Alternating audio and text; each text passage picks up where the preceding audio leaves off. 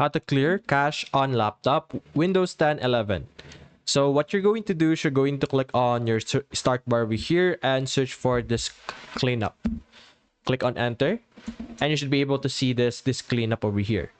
Depending on how many drives you have, there would be more options over here, but for me I only have drive C. So simply select all of these options over here to ensure that you're going to be able to clean everything that you have.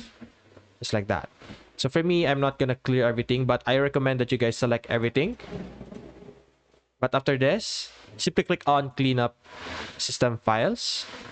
And you're just simply going to wait. There will be this option over here that will do the process. So give it a few minutes or even a few seconds to finish, depending on how much you have.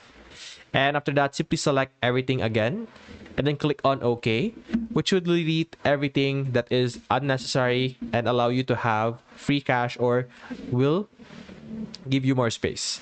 So that's basically it, guys. If you enjoyed this video, leave a like and subscribe. Thanks for watching.